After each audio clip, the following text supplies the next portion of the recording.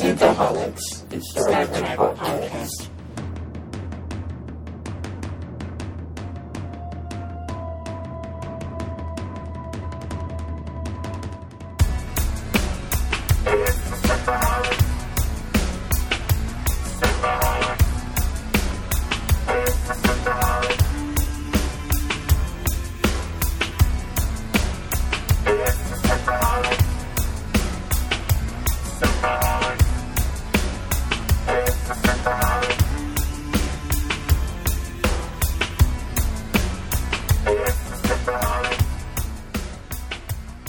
Welcome to Synthaholics, your weekly shot of Star Trek. This is your host, David Duncan, and with me today, we've got Aaron O'Brien. Hello. And we have special guest with us, Captain Stuart Foley of Trekyards. Welcome. Hey guys, how's it going? It's great to be back. Thank you for having me. Oh yeah, it's awesome to have you. Always great to have you on. It's like our Discovery tradition. We usually have you on like at least once, and then like you and Samuel both with a recap. So it's like a lot of fun to have you guys on to talk about Discovery. Absolutely. Unfortunately, Holly's been abducted by the Red Angel again. She's getting all this private time. All this private time. Yeah. I guess it's because she doesn't say all the dick jokes like I do.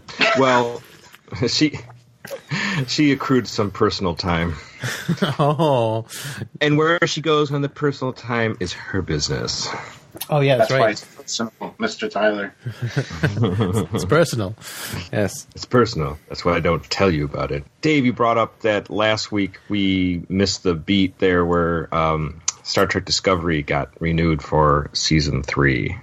Yes, that's great news. I'm kind of hoping that like this season ends on a cliffhanger and they don't resolve everything, so they can resolve it next time. Because I would like, I don't know, it just feels like we're over the halfway point in the season, and like I've totally forgotten that like the Red Angel, like what they said in the first episode, that like could this be a series of bad things, and now all of a sudden like the world's at stake. And so I kind of hope like they're still trying to find the Red Angel, and then the next season is like the resolution. That's what I'm kind of hoping for. Many worlds are at stake. Yes. Yeah, all sentient life in the galaxy is kind of all at stake from what they've said. So, and I hope they wrap it up this season. To be fair, I don't want a massive cliffhanger like that for the till the next season. Yeah, I kind of hope they wrap this up too. I mean, it's been a fun ride, but I don't want to like wear out the welcome. But like we've just gotten to the point where now all of a sudden there's a catastrophe about to happen. It feels like they spent so long looking for the catastrophe.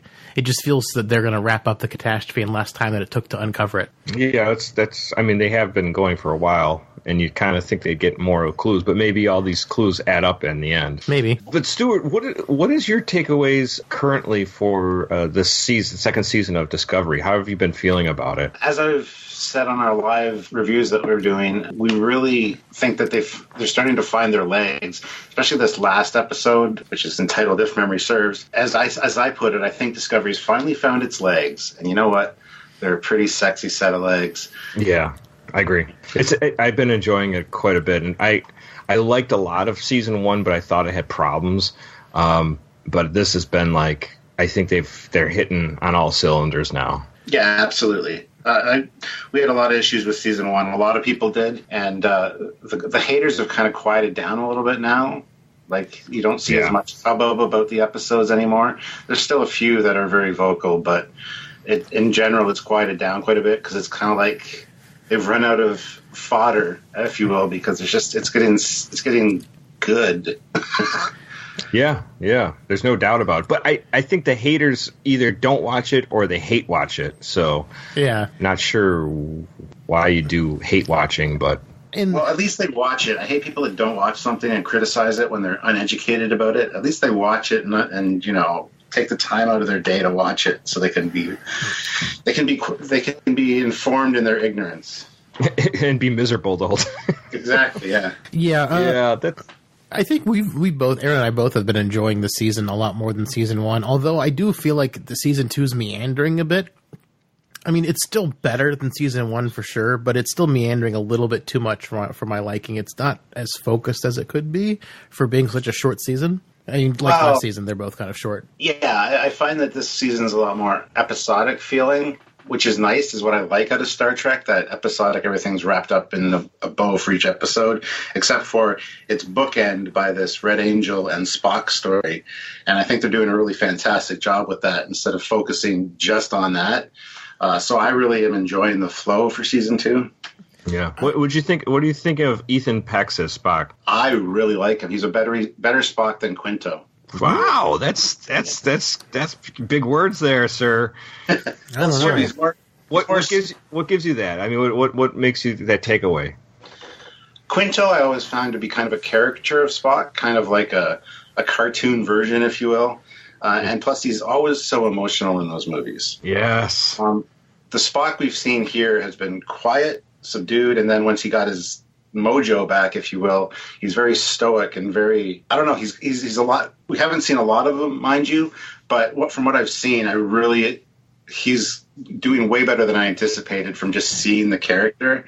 Now having heard him talk, and I think he's really kind of nailed it, and I want to see more of this Spock personally. Yeah, I'm actually, I think me and Dave have been on record now that we want to see a Pike Spock series now. Oh, absolutely. That's kind of the general consensus, and even Samuel and myself have suggested, if not a series, a mini series. Just like a 6-episode, something really fantastic. I would be down for it. And since we know they have built the Bridge of the Enterprise for some time in this season, so they have the set for the Enterprise. So who knows what could come of that. But yeah, that's the general consensus, that they need Anson Mount back as Pike for his own series, and I'm kind of on board with that. I would love this, because one of the things we talked about last week in the news section sort of was like, it almost seems like CBS is, where'd the money go with all the some of the things. So like, Discovery is kind of like their take on Axanar with the Klingon War, at least in season 1, and then season 2 they're kind of like, there was a Captain Pike Kickstarter that people wanted to do a Captain Pike focus show. Now season 2 is like Captain Pike. So it seems like Discovery is kind of going through some of the fan film ideas and like doing it themselves, which is as long as they don't do Renegades. Oh, I mean, but the thing is that the way they described the Picard show, Stuart, did you guys look over those character things? It sounds a lot like Renegades to me, personally. It does. You're right. Yeah. It does. So they are making Renegades. Yeah, that's kind of my fear as well. They need to do something new, and it needs to tie in with TNG. They need to kind of squash the Discovery haters in that way. Don't have it linked to Discovery like visually or anything. Have the natural continuation of TNG. But the thing that scares me is Patrick Stewart has said you're going to see, it's a lot different. And now that could mean multiple things, but I'm kind of taking it, since Alex Kurtzman is standing behind him when he's saying it, it's kind of like, oh man, I don't know what to think. Yeah, are you nervous about Kurtzman? Yes. I think this last episode kind of showed that, because this was one of the first episodes where he was like, the most in charge kind of thing. And it was lens flary to the max. Oh my God. I was like losing my mind with the lens flares. And the fisheye lenses. Yeah. Now, Samuel and myself have speculated that because it was a Talosian episode talking about, and plus the whole Alice in Wonderland tie-in. Yeah. This episode was meant to look that way, as kind of a distorted whatever. Yeah. So I really don't have a problem with that. But if it's just confined to this episode, if that kind of style carries over to the next couple, I'll be very disappointed. Yeah. I mean, who knows? It's tricky with these passing of the torch, or like involuntary passing of the torch that keeps happening in Discovery. I'm hoping for season 3 to be an uninterrupted pre-production cycle without any major toss-ups. For the love of God, please no toss-ups. Well, they've been playing catch-up, and they've been correcting a lot of course corrections going on, because it started with Brian Fuller's vision, and then he got that whole crew got canned, and then they had to do a course correction, add a couple episodes on to the end of the season, wrap up all the crap that he had initiated, except the visual stuff like no cylindrical nacelles and stupid stuff like that, which is his directive, right. Which can be changed now, thank goodness. But thank the maker. Yeah, and then of course Gretchen Berg and Aaron the other Harbers, person, yeah, they got let go at the beginning of this season. So the first couple episodes are their vision, and then it kind of it's getting shifted again. It's just like, guys, this is the ongoing trend with movies. They change directors midway through after refilm scenes, shuffle things around. Nothing makes any sense. It's just like it's this new Hollywood mentality, and it's really really hurting their products. This jarring. It's not great. Hopefully, like I said, season 3, please just one smooth pre-production for the love of God. Yes. And all that is holy in the world. Just don't mess with the pre-production. Let them finish before you do anything crazy. Like if it's between seasons, that's fine, because that naturally happens a lot of times in shows anyway. But in the middle of seasons, no bueno. Yeah. Exactly. Yeah. Yeah. Shall we get started? Agreed. Yeah, let's get started with the episode. So we have this episode is Star Trek Discovery called If Memory Serves. This is Season 2, Episode 8, and this aired March 7th, 2019. And we start aboard the Section 31 ship. Stuart, just real quick, the NCOIA 93, are they going to name that, or is that just like... Oh, the Section 31 ship. Yeah, why do they have a name? I mean, why is it just a number?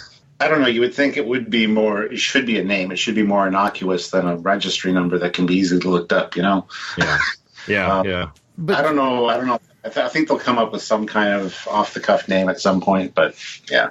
But I was just curious. But the featurette also came out like a week ago where they're talking about Section 31 being a secret organization, worst kept secret ever. Yeah, everyone knows it. I laughed out loud when they said it's a top secret organization. Well, it was always supposed to be, but in Discovery it has not been. Yeah, Section 31 bugs me quite a bit because I love the way they were introduced in Deep Space Nine. Yes. You never heard of them all through TNG, whatever. That's fine. It's perfect. And then, of course, they have to retcon it into Enterprise with Malcolm, and it's like, okay, that was, a little bit unnecessary, but it was done well. Yeah. And now it's like, hey, here's Section 31. In your face.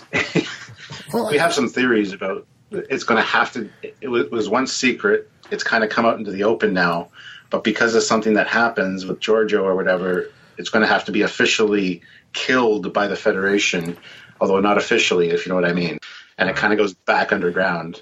Well, that's what I feel is playing up to, That's what it seems like to me too. That they're gonna since what happened in this episode is gonna end up ruining Leland later on, which has been Michelle Yeoh's entire thing as a Section 31. She wants to ruin Leland.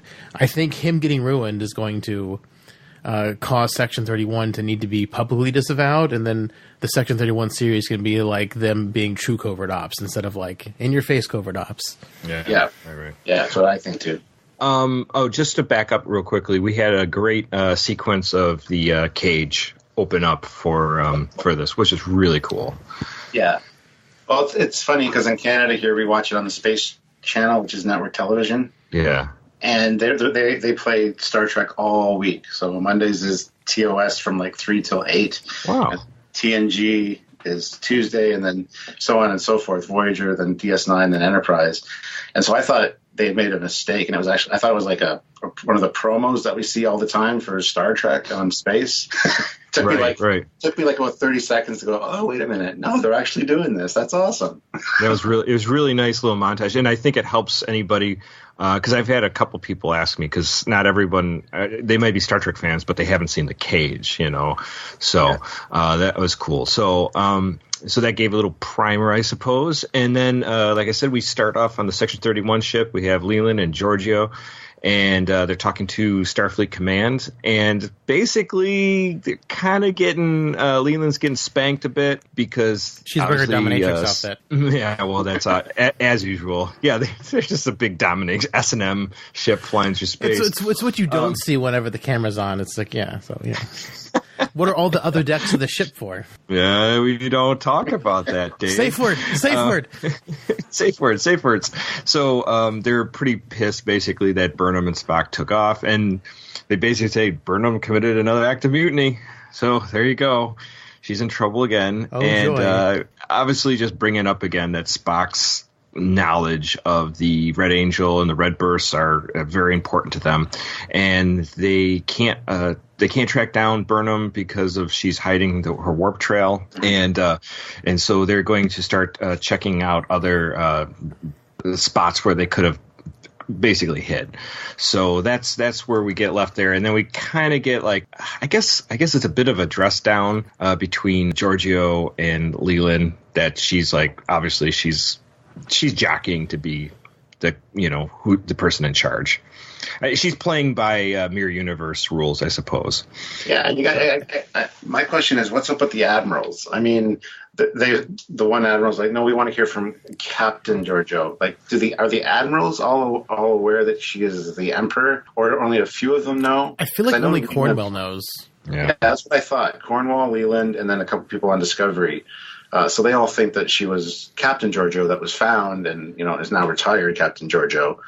So I'm wondering how far that goes as to who knows what. Right. And does everyone just in charge of Section 31? It seems like they've got no defined leader. They just answer to all the admirals. Yeah. Like if they're changing the rules for Section 31, let us in on what the new rules are. For the love of God, please tell us what the rules are. Yeah. You think they'd have like a Hoover or something like that running the whole thing. So, but there seems to be a doubt in Leland's command abilities, and then they go into that with Giorgio says that she wants to take Discovery and kind of put them on the sidelines. So don't involve them. This is obviously they have a vested interest in finding Spock and with Michael Burnham. So keep them kind of away from the whole situation. So they're going to order Discovery to look at that time portal thing that opened up last episode and find out about the octopus probe. Woo! Octopus. Yeah. Look for debris to find out why it was downloading the shuttle's files. Yeah. Right. So that's where we kind of leave them. Now, before you move on though, are you guys concerned at all about Kaminar and the Kelpians because of that big time tsunami that exploded before Discovery warped out? Yeah, they all got old. They decided to go back. No reference, not even a line is made to them. Everybody's fine on the planet, guys, by the way, even though that big thing just happened. Oh, the Kaminar thing doesn't make sense anyway, because just because they destroyed their genocide weapon doesn't mean that the Ba'ul can't just come in with hand phasers and shoot all the Kelpians in the face. I mean, they're not safe. I mean, they didn't answer any of that. Okay, yeah, the genocide weapon's gone, but you can commit genocide on a macro scale, little bit by little bit. You don't have to do it all at once. And the Ba'ul are advanced, and the Kelpians are basically cavemen. They're also lacking their fear now, and they're strong. They're stronger. So so they're going to Ewok it, right? Yes. Nice, love it. No, but I mean, you're right. I mean, it is very, they're the Kelpians live this agrarian lifestyle. It would be great if their process got rolled back and they all have their fear again. That would be hilarious. Exactly. Yeah, they go back and waste time. Yeah. That'd be fun. Man. Well, there's something happened on their planet, I'm sure. Or to where the Red Angel saved them, and then they just all got killed anyway because they rolled them back just before the Red Angel came. Oh, jeez. Yeah, they all died. That'd be fun. Damn it. Yeah, so, and then Giorgio calls Pike and basically saying, just let us know if hear anything about Spock and Burnham, and that they give them the orders that you're supposed to basically just take care of this, studying this anomaly that happened. And so Pike's still, I guess, very, very skeptical of Section 31, which I think he should be. Yeah, absolutely.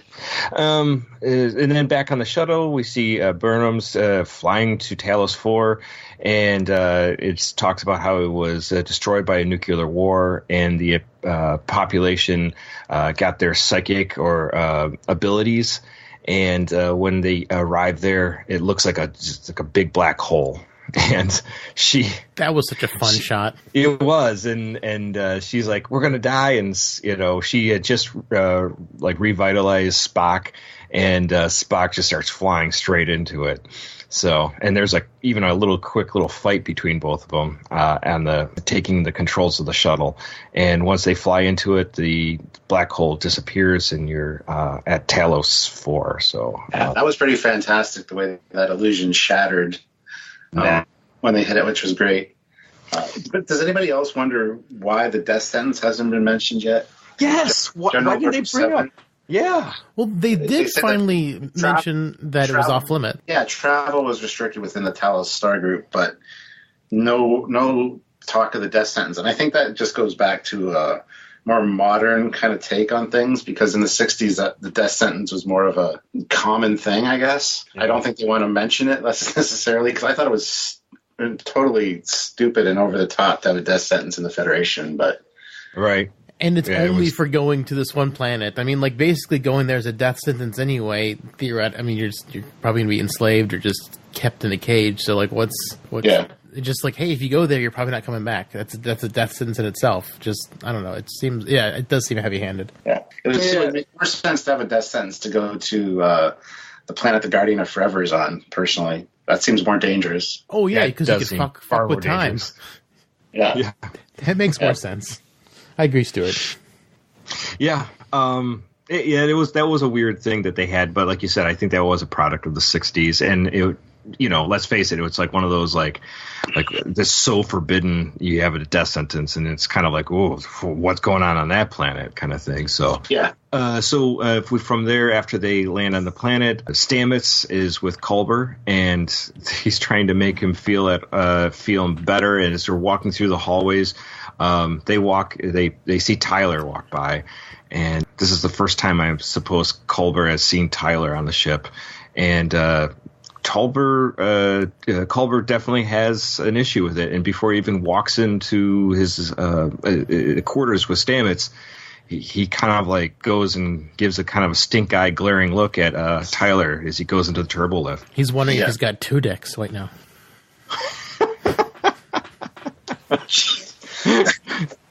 He's eyeing him up hard. We don't know.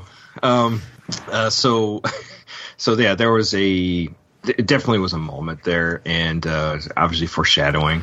And then we jump back up on the bridge, and Pike is talking to Ariam, talking about the looking into the ship's data core and how that creature, octopus probe creature, was stealing their data and what it was looking for. And during that time, Saru's talking to Pike and says they were going to be looking at the Quilliam station, which is a Vulcan hospital.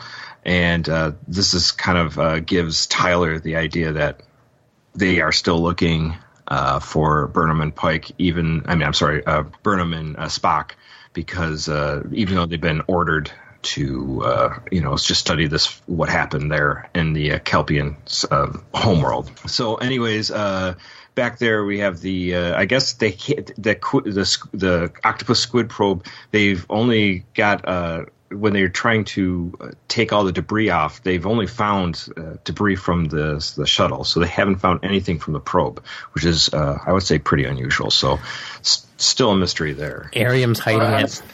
Either Ariam's hiding it from the sensors, or because it had a different quantum signature from a different time, it got all sucked back into the time vortex when it closed, was my guess. Or she's smuggling it in her rectum. Well, if she has one. So then we jump back to Talos IV, and she got junk in that trunk. Octopus junk. It nearly killed him. So anyways, Burnham lands the shuttle, and she goes out with her phaser, looking around. I thought it was unusual. Didn't you think that she just walks out with a phaser? Seems very un-Starfleet-like. Not that you wouldn't have a phaser, but that you're just like, she looked like she was ready to shoot. Well, she's heard the travel restricted there, so Oh, expecting it to be dangerous, but it also looks a lot like the planet where she beamed down to with Tyler when they met other Vok. It was. It's just a quarry near Toronto somewhere. So she was worried there was going to be a phaser cannon up on the cliff there, and there's going to shoot at her again. Yes. Yeah, that's a good point. So during that time, we see that little plant that makes that sound when you touch it or you stop touching it. It quiets down. So this is a throwback from the cage. So it's a nice little touch. They threw that in there, I thought. Yeah, that was really well done, and that even it mirrored the scene almost exactly because she kind of had a smile on her face like Spock did. I thought that was really well done and well handled, and the sound effect for the planet was spot on. So right, and then we get the entrance of Vina. Vina walks in onto the shuttle, and she she knows who Spock is, and I was trying to remember if she interacted with Spock at any point. I think that she saw him, but I don't know if she interacted with because there was the whole group of people at the landing party. Remember at the very beginning that weren't really there, so they interact with them as a group. And then Spock was also there when Pike got let out. And not only that, but you got to think that the Talosians have been in Pike's brain, and she's kind of been playing house with Pike all these years on the Enterprise. So Pike would have told her, or the Talos projection of Pike would have told her about Spock, I'm sure. Yeah. So she does know who Spock is and how close he is to Pike. So sure, that makes sense. Yeah, he shows up in their three-way sometimes. Oh, jeez. Well, so once every 7 years. So they go to the she's introduced herself to Michael, and she explains who she is, that she was on the survey ship, and that the Talosians put her back together. So we get her introduction, and she gives coordinates for Burnham to her and Spock to beam down to below the surface. And so that's where they're going to go. So once they beam down, Burnham just looks up, and Vina's right there with her. So she obviously, she might have not even been on the surface, probably wasn't. So, which is interesting. And then we get the Talosians themselves, which they get our first introduction to them, and I thought they looked fantastic. Yeah, you know what though? They looked more like a reimagining of the Binars to me. The Binars, yeah, nice. I mean, like they look almost identical. You can update makeup without redesigning the alien. And after they showed the original clips from the original show, the redesign was just so in your face. Like if they didn't do that thing, I would have still complained. But now that they showed original Talosians and then the new ones, it's super jarring. And it's only been 3 years. That's not enough time to evolve a nasal ridge that goes all the way around your head.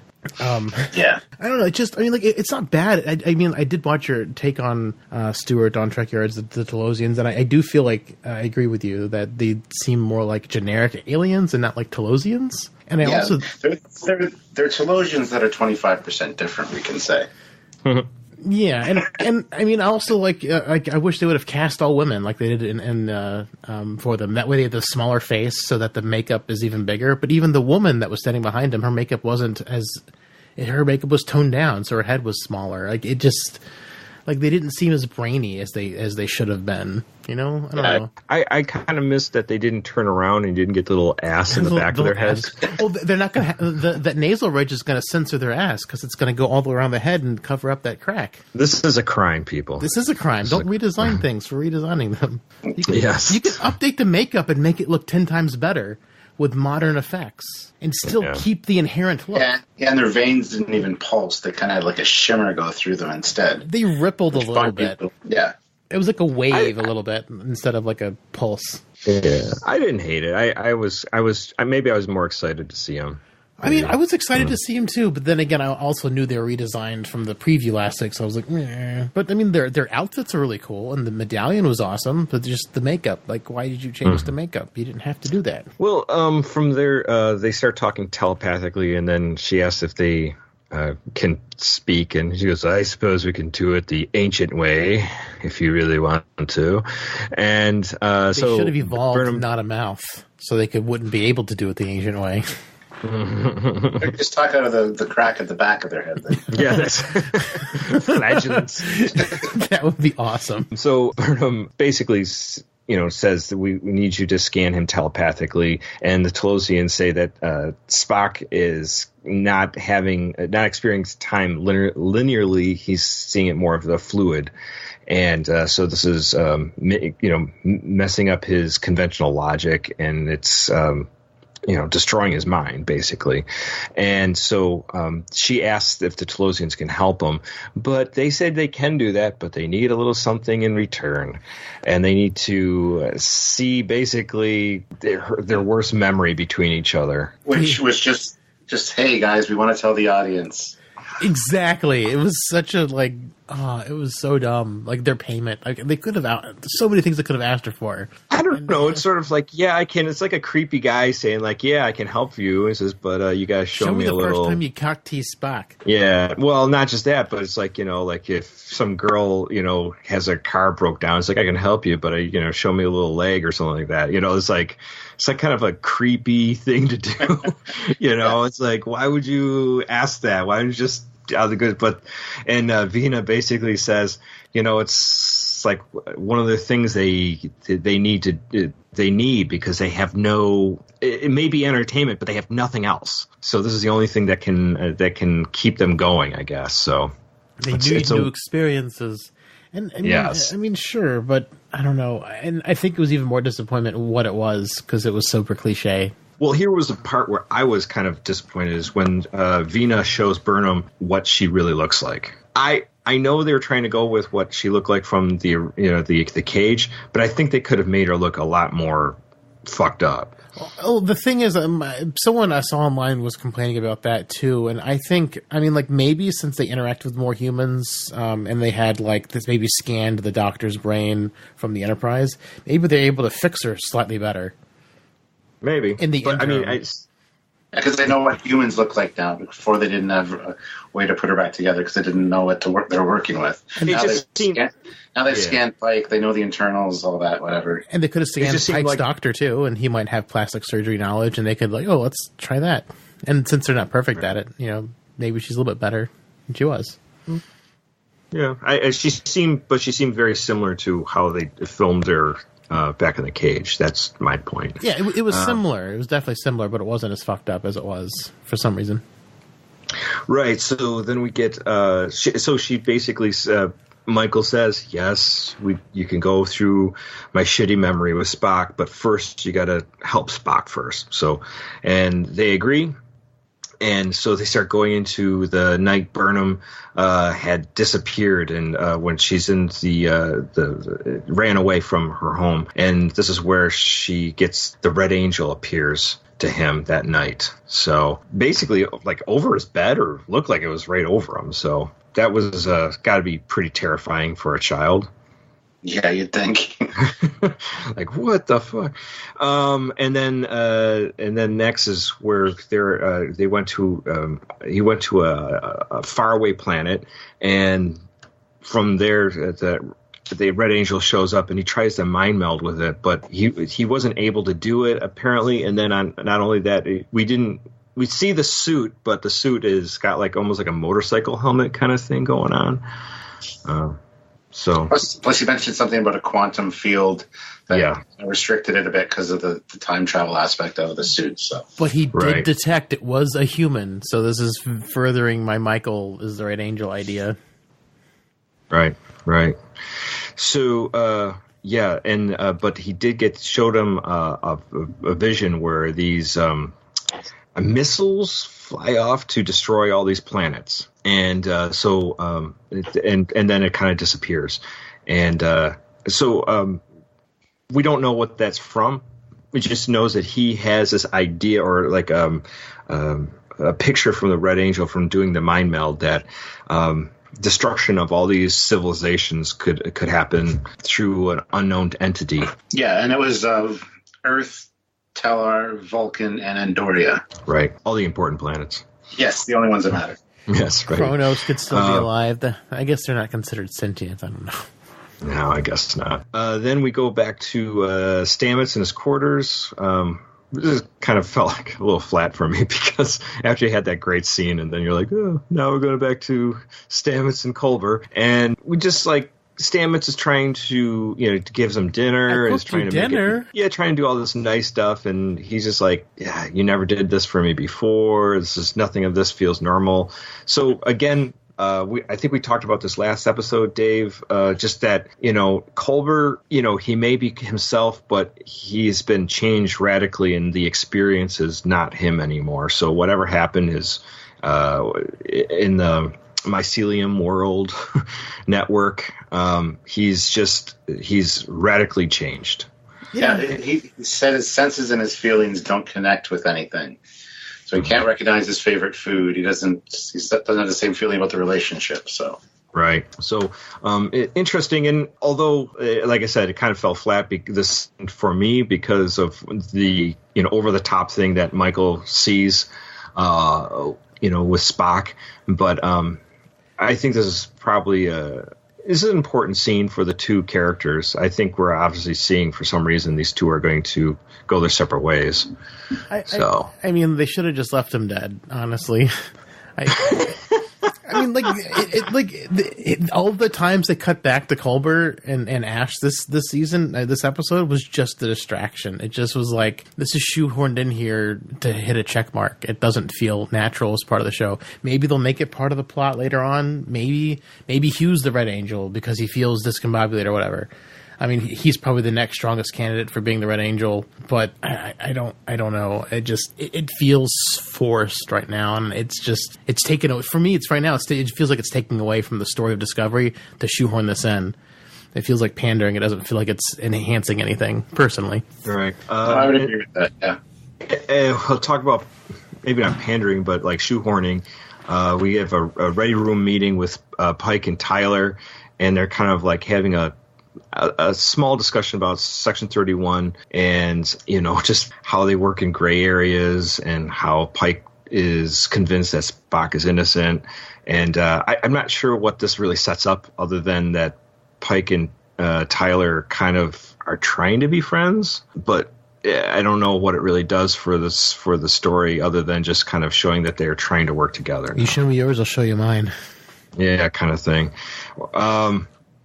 And then right after that, Pike talks to Saru. Saru says that somebody's been sending messages, subspace transmissions in large bursts, and Saru doesn't know who's sending them, but he's going to be looking into it. So obviously, we pretty sure that this must be Ariam. It's definitely Ariam. But pretty sure. But it's worth pointing out too that there were unauthorized, heavily encrypted transmissions. And there was only 3 of them. There is 3 dots when it comes to Ariam's eyes. So I don't know if that's what this is in regards to. I think it's also making up for the fact that the probe didn't get all the information downloaded from the shuttle. Sure. So there's that tie-in as well. Right. Yeah, absolutely. I think that's right. Right.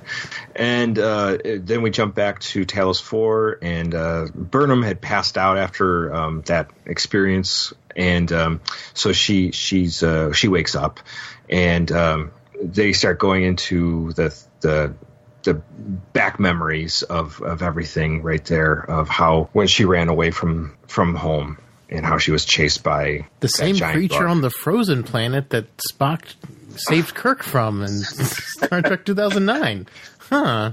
Yeah. Well, only the one on the ice planet was blatantly bright red on an ice planet for some reason, and the one on Vulcan, which you associate with red, was some kind of dull gray color.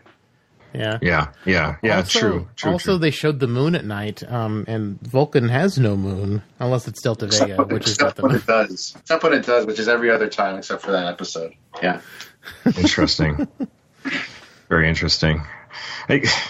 Stuff like that, Dave. Yeah, I don't know. Just you go like, what? I can't. But what is Delta Vega if not a moon? If you can see Vulcan get sucked up from it, what is Delta Vega? Seriously, Delta Vega. Don't get me started on 2009, please. Okay. All right, we won't. The alien that chases little Michael just looks just like the creature from 2009. So that's what I'm saying. Maybe it's a creature that happens both Vulcan and Delta Vega. Who knows? Right. Well, Spock and Burnham. Spock is now, I guess, would you say he's back to his full faculties, or at least he seems all right. So, and he basically says I think I'll go for a walk. I'm getting better. I'll go for a walk. Right. And they have this great little interchange between the two. And Spock basically says that he thinks that the angel is a time traveler, which I think we've all pretty surmised to that. And and that he might be seeing possible futures, maybe not the actual future. So that's important as well. It's worth pointing out here too, the whole she was asking rhetorical questions. He's like, please ask me something that I haven't considered asking myself. Yeah, do you think that beard's working for you? That was the best thing in the whole episode. I don't know. I thought say goodbye, Spock. Goodbye, Spock was kind of funny. Yeah, I agree. You are right. That is the best. Although the goodbye spark but wasn't a trailer from weeks and weeks ago, so we kind of I know it was still I thought it was fun. Anyways, so yeah, we definitely had a nice interaction between the two. Actually felt, I got to say, even though I've been dubious about Michael being Spock's quote-unquote sister, it felt like two siblings talking to each other. Like they fell into a pattern of talking. Yeah. It was really good. Like if your sibling, you definitely talk differently with your sibling compared to other people. So it was interesting to me. Oh, yeah, absolutely. And now, so they are going to show, the Talosians are going to show Spock's memories of what happened in Starbase 5, where he had been accused of murdering. And they basically show the whole scene, exactly what happened. So he's working out equations, why they can't give him a pad to write things, I don't know. You don't get pads when you're in the Federation Funny Farm. You only get crayons. Exactly. And the floor. You get crayons in the floor, right? It'd be funny if they said, who's going to clean up this mess? But they didn't. And so we'll get McCoy to do it. Yeah. So they get they basically reaffirm that everything that Spock was saying has some validity to it, and this is when they want him to stay, but Spock wants to leave. He basically wants to check himself out, and so this is where Spock kind of moves into action. We've seen the scene in the trailers as well, but Spock basically takes out the doctor and the guards. And Burnham's like, that's it? That's what happened? He's like, yeah, what'd you think? I didn't kill these people. I didn't murder them. So obviously, if these people were murdered, we're pretty much led to believe that Section 31 is the one who killed the people afterward. Absolutely. So next scene, we get back in Discovery, where Culber goes to the mess hall and basically starts shit with Tyler. And we have I think a cool beginning to a fight. Culber knocking his tray was pretty fucking badass. And then they start fighting, bring Volk out. Food fight! And then he just kind of gives up. I was like, come on, that's a fight? I was kind of like... I was disappointed with Culber not, like, really getting into a full fight. Like, I know they were beating the crap out of each other for a minute, but they kind of gave up. But also, which we discussed later, is Saru just kind of like, yeah, just let this play out. So... Smooth, Saru. I kind of agree with Saru there. I love the conversation he has with Pike later, but we'll talk about that when we get there.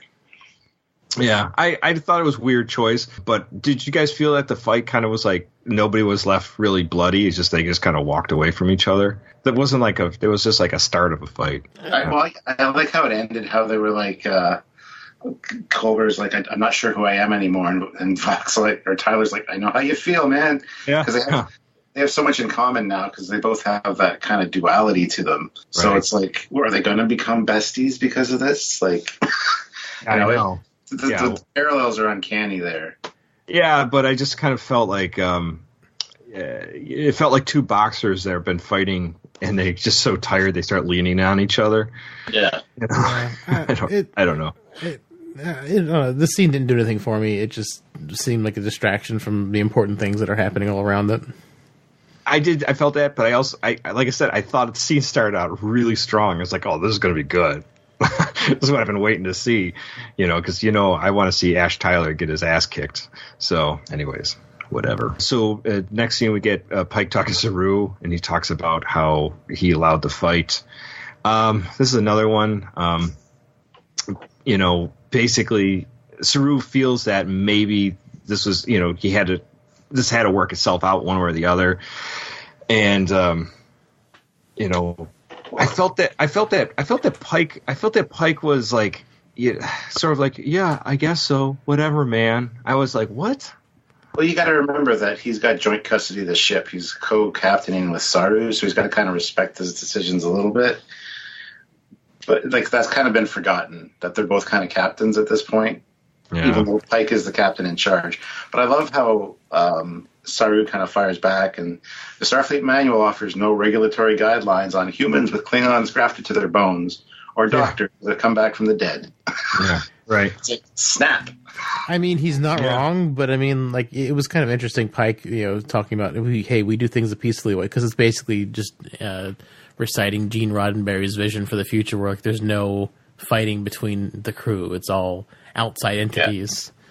So it's kind of interesting that like they're going by the manual, and the manual is Gene Roddenberry's mandate. Right.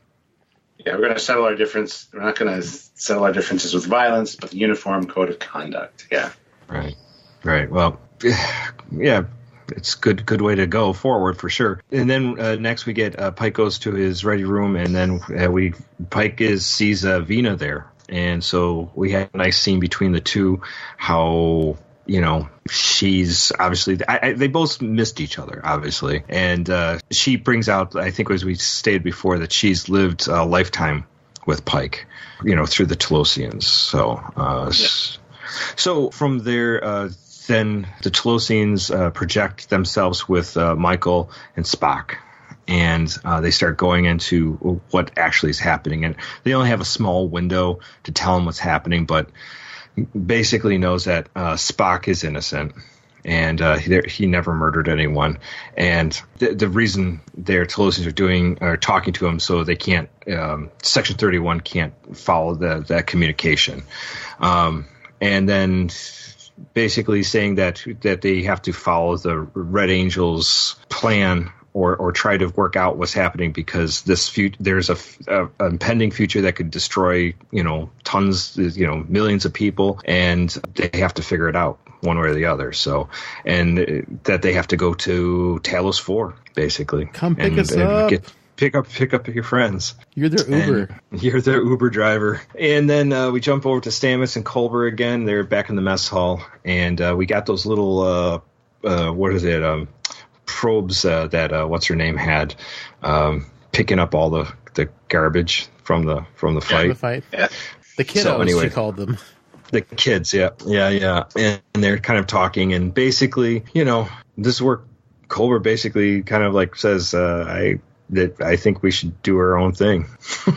Kind of, wants to split up, or at least be separate, or not try to go forward the way they have been going to. So it's not you, Paul. It's me. Yeah. It's the mycelium network that reconstructed me, and I don't know who I am anymore. And I'm the top now. Yeah. Oh, Jesus. So from there, we go to Black Alert, and they're going to jump to Talos IV, and Stamets goes into the little container area, and he's going to they're going to do the jump, and strangely enough, they can't do it until he says there's something corrupted their the Spore Drive computers, so something's gone wrong. And she mentions the Duotronic computers. Which Duotronic, yes. That's called back to TOS. And it's nice. The first time we've ever had a Spore Drive issue. Because Warp Drive always went down in TOS. Something always happened. Now we finally have a Spore Drive issue. It's first time for everything. Right. So from there, we find out that obviously they know some things go. So they have the burst, the transmission burst, and then this goes down, and they automatically blame Tyler from Section 31. And Saru says, "Hey, even your commands or whatever, your access codes are all over these transmissions." So he gets sent off to be confined to his quarters. So obviously. And Pike makes the point to say it might not have been you. It might have been Section 31 that pulled the information from your mind, or Manchurian candidated you so you didn't even know you did it. Right. So there's still possibilities there, but we definitely know that it's Arium. Hey, we Voked you. We Voked the Vok. You've been too Voked. Yes. Love it. All right, so so they're going to go to Starbase 11 at maximum warp, because I guess that's close to 2 light years away from Talos IV. Bullshit. And then 2 light years is pretty close, and Talos is supposed to be far out, according to the cage. So I call bullshit on that. Plus, 2 light years and it's restricted travel within the Talos system seems a little bit sketchy to me. Yeah, I would say so. 2 light years would probably be within the system. Exactly. That's their military checkpoint for not letting people go near it. Right. Well, Excuse me, are you drinking tonight? Your kids drinking tonight? So Pike says, then we'll go run silent after that, and to show off Section 31 or anybody chasing them. And then we just get a quick scene of Ariam, and she's got the 3 red eyes, or three flashing things in her eyes again. So we know that she's doing her bad devious things. Temporal Cold War. So then we go back to Talos on the shuttle, and they're kind of saying their goodbyes, and but they have to do their last little payment, and this is where we get to see what actually happened between Spock and Burnham. And when Burnham was running away, she was afraid that the logic extremists were going to come and hunt down and destroy the family, kill them, whatever, to them. And so she wanted to protect everyone. And so when Spock runs out to stop them, or stop Michael from running away, she basically calls him a freak, a half-breed, and, you're what she says, you're cold and distant like the moon somewhere. So like Delta Vega. Yeah, like Delta Vega. This, I gotta say, I didn't expect this. I mean, because me and Dave have been discussing that maybe there was some kind of sexual thing between them. My first fanfare. I don't know. Like I never once considered that. I heard that mentioned a few times, and I'm like, sorry guys, but that's just stupid. I'm sorry. Yeah. But yeah.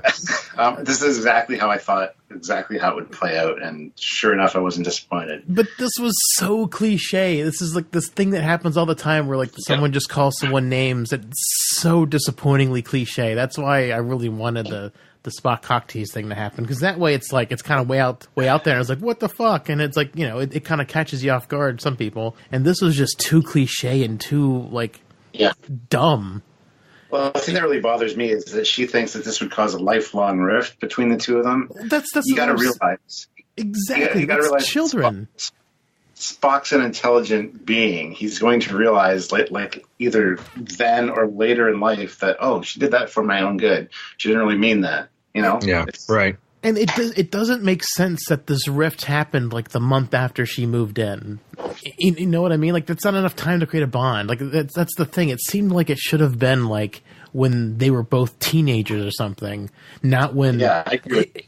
This doesn't make any sense for that thing to happen. That's why we were thinking, they've got time to, have that brother-sister bond. Then Ponfar happens and things get awkward and weird, and that's why that's why bad things happen. But this is the most cliche, boring way of doing it, and it's just overdone. And I was really disappointed Star Trek did this overdone trope of like, I'm going to call you names, protect you. Mm-hmm. I like the half-breed thing because that was a callback with Kirk to snap Spock out of his, thing at the time. So anyways. It scarred him back from childhood when his sister did that to him. Oh, my God. So, and then there was this great exchange between Burnham and Spock afterward. I did think the scenes, the look back, the memory look back was really well filmed, because you said the child actors and then you had the adults and they're kind of going back and forth. I thought that was very interesting how they did that. And then the interaction between Burnham and Spock, they start talking about what happened. And it was a great. The dialogue was great. I thought, he calls Burnham was a catalyst, and that he had to he didn't know who he was because he obviously had a human side, he had a Vulcan side, and logic is failing him. All these things are failing him, and what was he supposed to make himself? What did he say? I had to build myself out of something, and yet I had to build myself one way or the other. So, I thought it was a great scene. I don't know if you guys felt the same way, but it was well shot and it was well done, except for it being an overused trope. I agree that the back and forth was really cool. Them switching between the child actors and the adult actors, that was great. It was well shot. What about the after discussion? Oh, the after discussion was also great. I really like that. The fact that Spock says, "Don't attempt to psychoanalyze me, Michael. Many more qualified people have tried and failed." And then he goes on to say, "It was foolish to idolize you, and I regret it deeply." That's just a stab in her heart, And it's right. Like, good job, Spock. I like that. Yeah. Spock's kind of giving his brotherly jabs. Scorn. Yeah, but it doesn't feel like they had time enough to bond for this strong enough bond when the actors are the exact same actors from when they first moved in together. I don't know. I mean, did we know it was literally a month after? Did they say that? We have no time frame, but the actors are the same actors, so it couldn't have been long if they didn't age up the actors at all. It could have. I mean, Dave, it could have been a year. It could have been 2 years. I mean, they aren't going to get new actors. They're just doing that to symbolically show that they were still young at the time. Yeah, but she had a different haircut. She had the Spock, or she had the Vulcan haircuts that Michael did at that point when she ran away and everything. So there's no time reference, which is it's hard to tell. Yeah. All right. You just didn't like that they did that. I agree it was a little longer, maybe a year or so, but I don't think it was a month. I mean, I'm sure it probably wasn't a month, but with the very little change in the actors, or they didn't try to make them look older or different very much other than the haircut. It's just like, Dave, she had a different haircut. She changed her hairstyle. Yeah, you can get. Well, she changes her hairstyle every 10 seconds in this show. So. Yeah, she does. She has amazing hairstylists for sure. Well, from there, we have Discovery is Vina tells them Discovery is coming, so they have to get ready to go. Discovery shows up at Talos IV, and Leland and the Section 31 ship are right there with them, and they're hailing them, and basically they're like, you know, what are you doing? And they scan the planet Talos IV for Spock and Burnham. They get them onto a lock to beam them up, but Section 31 ship has them as well. And Leland's like, we're just going to tear them apart. If that's what you want, we can do that. And this is where Pike has this moment where he's talking to Vina, and I kind of was like, she just says like to let them go. So it's kind of a message maybe that's saying that don't worry, you're all right. You can let them go for now. And for some reason, Pike trusts that. Don't worry, be happy. Yeah, exactly. Well, she says just trust me, and I think he realized that it's because it's the Talosians. There's going to be some chinky stuff going on, so just to let it go. Some form of fuckery. Yes. Yes, exactly. And so he says, yeah, okay, disengage, let him go. And this is when Leland says, cool, thanks, and we'll see you. Basically, see you later. Hasta luego. And then through. Be sure to turn yourself in to Starbase 11. By the way, guys. Then he leaves for disciplinary action. Right. You're gonna get spanked. And then Sru detects a shuttle coming from the surface, and they open the shuttle bay. They don't talk to whoever they are, and when they come aboard, it's obviously going to be Spock and Michael. Then back on the Section 31 ship, Leland's there, and he's going to talk, find out what's going on with why Michael and Spock were on the planet, and this is where we have the say goodbye Spock, and they disappear. So great, fun scene there too. Seeing Section 31 get their get foiled. Get the knickers in a bunch. And it was cool seeing Giorgio, because you knew she was just watching Leland fall for this. Right. She had that smug look on her face, and then she find out that she apparently murdered the Talosians in her universe. So she thought. Or so she thinks. I think they probably illusioned her, and we're dead. Bye. Yeah, they play possum. We're like, is it gone? All right. So on Discovery, Pike's there with Burnham. And Spock and Burnham come off the shuttle, and they kind of like a reuniting thing.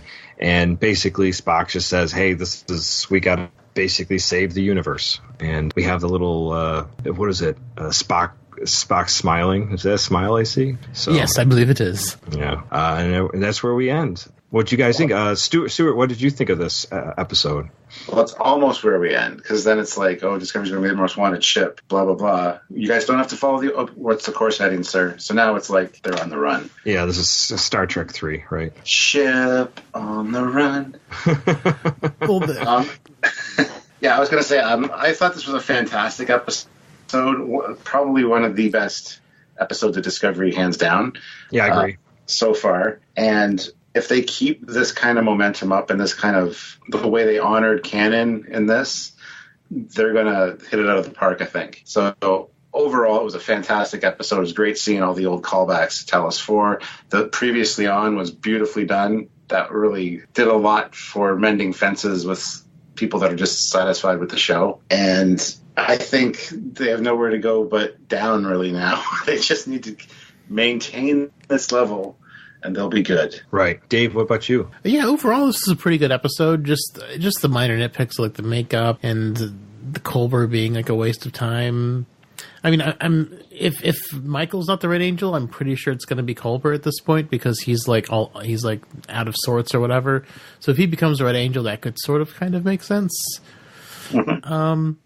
But I'm still really hoping for a temporal Cold War type thing since the time frame for the Squid Probe thing getting modified sort of fits in with the temporal Cold War timeline. So I'm hoping that'll still be the way it plays out. It's definitely a good episode. Fun seeing the Talosians again, even though they were changed. The stuff that they did with like our modern budgets and that black hole thing was so great. Getting to see the Talosians just like trick people. That's one way to do it. Yeah. Make your planet look like a black hole. That's so awesome. Pretty solid all the way around. How about you, Aaron? I love this. I think as we've said before, this has just been so much fun. I love that they're, the Talos IV. At first I was a little bit like, they're going to go rehash this, but I think they did great. The Pike and Vina reuniting was a beautiful moment. The Talosians played the part that you kind of hoped they would, as kind of like untangle the mess that Spock was in, and I loved the back and forth between Michael and Spock. I think those two, I think it really shows if they really worked out their roles together, as like I said, like two siblings that have known each other for a bit, and they know how they fall into these like, I guess, communication or conversational ruts or something. I don't know how to put it, but I've seen it happen before between siblings. Besides that, I mean, yeah, I agree. The Culber thing, I think there's more that's going to happen with the Culber thing. I think they're leading up to something. But I don't know. I thought the Culber-Tyler fight in the mess hall was a little bit like, could have been a little more savage, I guess. This guy did kill you. So I mean, sure, but just the fact that it came up at all just seems forced because they brought him back to life, and then they're not even going to keep the gay couple together. I mean, I guess it might be leading somewhere, but so far it doesn't feel like it is. It just feels shoehorned in for a checkbox at this point in time. I'm just really concerned. My biggest concern is that now that the threat has been introduced at episode 8, we've got 7 episodes left we've got the threat uncovered. Discovery's now on the run, and then they have to figure out. They still have to figure out like what to do with the information that they have, and then they have to resolve it. There's way too much stuff to happen in only 7 episodes. But it took them 8. We've done a lot in just 8 episodes. I mean, a lot has happened. I admit, like we were saying, some of this episodes have been episodic. We went to the Kelpian Helm world. We went to the post-apocalyptic world. Mm-hmm. We've seen that giant sphere entity that had all the information from all those Millennium. I don't know. It seemed like we've jumped around quite a bit, but we've got a lot of story within that time period. So we have, but it's been lots of stopping and going, or having an episode of setup for an episode of payoff, an episode of payoff, an episode of setup for another episode of payoff, because it's been very touch and go this season. And remember what happened last season, where they we got to tie up the Klingon War in just 2 episodes, and it was super rushed and super unfulfilling. Well, I'm not looking forward to something super rushed like that because, I just see that happening again because we've taken so long to uncover there was an issue. Now we know there's a bad thing happening, and now we have to discover. We got to resolve bad thing. Bad thing happening. We have to resolve Discovery on the run. We have to resolve what to do with the problem, and then once we've figured out what to do with the problem, then we have to actually solve the problem. and then get Discovery cleared of all mutiny charges and all that fun stuff. I mean, it's just a lot. It took them half the season to get the ball rolling, and now there's not a lot of time to stop it. I disagree. I think they got more than enough time to wrap this up nice and neat, because this has been planned since the beginning of the season to be this whole story, this whole season's arc. So I have and really there's only been one course correction, and not as major as the Brian Fuller incident from season 1. So I think that this has a much better chance of wrapping up nice and neat by the end of the season, personally. I hope so, but just after season 1, I'm just scared they can't do it. I mean, I hope they prove me wrong. I'm just really worried about how season 1 felt so rushed by the end. I'm just worried they're going to feel rushed again. I don't know.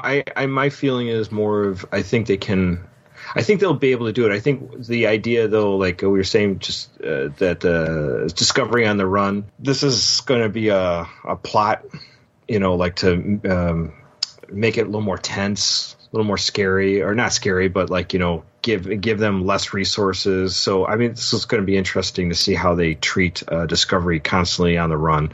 And then you have Ariam, who's sabotaging the ship as well. So that's going to come into play as well. Well, so the next episode is going to be the Ariam thing, which I assume they'll probably resolve next episode. So that's 6 episodes to resolve the other plot issues. Well, I'm sure they'll be moving along the plot as well. I like this. I like this episode, and I like most of everything that's gone forward so far. I really do. I got a question for both of you. If you were put in Pike's position on Talos IV and you could spend your life with Vina and live any life you would you accept to stay in that lifestyle or not? I've grappled with this question myself for a very long time. I'm just wondering if you guys ever thought about this. Oh, it's like having a holodeck. Man, oh man. Permanent holodeck. And you could do anything. I know. I would probably stay, personally. I don't know. I think I might too, but then I don't know. I guess it depends on what kind of attachments I have at the time. Like right now, I don't know if I could, but if I was in if this was a year and a half ago, probably. You know what I mean? Yeah, Dave, you were like, "Get me the hell out of here." You gotta remember, you're Pike though. You're sick of your command. You're tired of being responsible for all those lives. You're a Starfleet captain. You have responsibilities. You just want to kind of get away from it all. That's how the whole episode of The Cage starts, right? And I think I would take them up on the deal. I really do. Well, I think I would. I think Talos IV should be the retirement home of the Federation. Just send all the old the old broken people there. Cool. Send all the people from the Federation Funny Farm there. The Talosians can control them and have their fun. And you're not hurting anybody. You're helping the Talosians by making them less lonely. And you're letting these people live full lives many a times over before they die. And if they're a vegetable... What they don't tell you is, because we never hear of it in TNG, is that actually Talos IV becomes Risa. And the Talosians, everybody's fantasies come true. Interesting. That's awesome. All of Vina's children are programmed to be, are just trained to be super good at sex. Oh, yep. That's great. This is my headcanon now. The weather control system they talk about in Deep Space Nine on Risa, it's not a weather control system. It's just controlled by the Talosians. Oh, man, that's so great. Except for Worf breaks the weather control system. Well, they made him think he broke it. This is my headcanon now. Thanks, Stuart. This is great. Well, why not? Honestly, why not? Remember the original series Shore Leave? Yeah. I mean, why not? Talosians, they kind of get off on everyone's minds. Why not make that a place where you can just go off and just fulfill your wildest ideas and relive old memories and I don't know. I mean, they go to that planet and everyone's dying, and this way you'd be safe. You could be in your little room, and the Talosians would just get off on your memories. Yeah, I mean, honestly, it's win-win. It's perfect. I mean, or like I said, the retirement home. Send all the sick and infirmed in Starfleet to Talos. Let them live up the best life they possibly could, like Pike got to. Pike got to live his retirement dreams in Talos. Well, why doesn't every Federation citizen get that right? And gives the Talosians things to do. They're bored with their big brains. Yeah, I don't know. Great idea.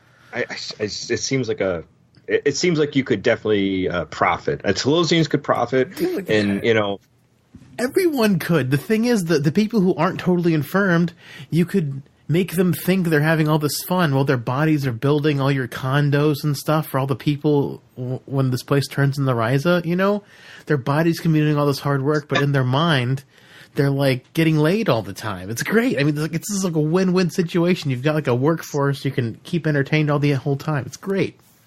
I can think of probably like more than a dozen memories I would love to relive, and I can think of fantasies of like things that you wanted to happen.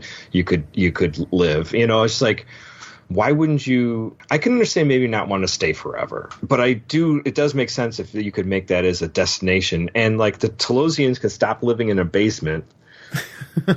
they could rebuild their infrastructure, and with all the people, I mean, hell, people might even trade service for the payment anyway. Like, I mean, like if you could spend a lifetime on Talos in like a day, or like that Rick and Morty game where you live a whole life in like 5 minutes or whatever it is. It's just like, right, yeah. I mean, like that kind of thing would be priceless almost. You could trade that for rebuilding the planet. And the idea too is like, this is the Federation. Like, why aren't we embracing Talosians? Why are they just purely scared of them? I mean, I understand the being hesitant, but if they can say, like, why don't we all work together? I mean, Talosians going to take over all the Federation. I mean, I suppose they could if they were not good, if they were kind of dubious, diabolical. I don't know. I mean, yeah, it could be. I think the problem is, and the reason that there is the death penalty or the restrictions is because you're not quite sure anything that you do while you're there. You know what I mean? Like, they could make you do anything that they wanted and get aboard your ship, and you have no idea that reality is being twisted.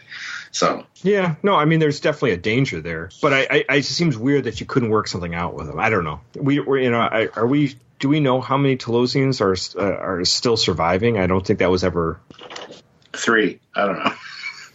We only see 3. Yeah, we only see 3, but I wonder if there was more. So, I mean, it could be. Who knows? I mean, hopefully there's more. Yeah. I mean, they seem to have fun being voyeuristic. I mean, all you got to do is offer them some stuff like that, and they should be good to go.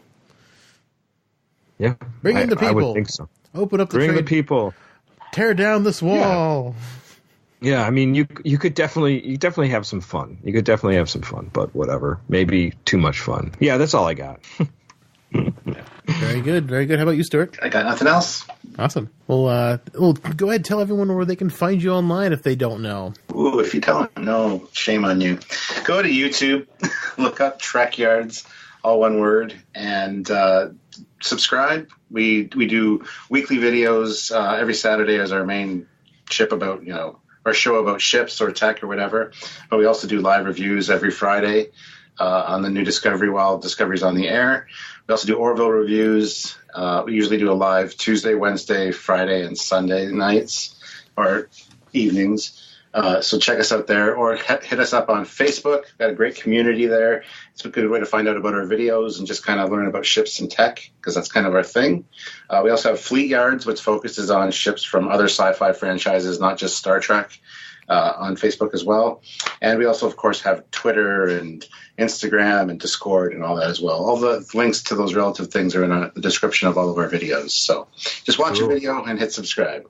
Awesome. Well, Definitely do that. Yeah, absolutely. They've got great content, and I've learned a lot from watching their videos, and they're very informative. Absolutely. Well, with Synthaholics, our music is provided by Warp 11, except for our intro. That's by Dave Wilkes. Warp 11 can be found online at warp11.com or Warp 11 on Twitter, and I'm sure they're on Facebook as well. For Synthaholics, you can find us online at synthaholics.com. You can shoot us an email at synthaholics@yahoo.com. And we do have some emails. We're probably going to get to those once Discovery is over. You can tweet at us at the show. It's at Synthaholic Duo. Personally, I'm David_J_Duncan. Aaron's at Blackbird 2004, and Holly's at Lunar Thistle. And the Facebook group is facebook.com/groups/Synthaholics. Join the conversation there. It's a lot of fun. Yeah, and please go to Apple iTunes, rate and review our podcast there. 5 stars would be nice, and say something nice about us so more people can see us. then go to our Patreon.com/Synthaholics. That's a great way to support the show.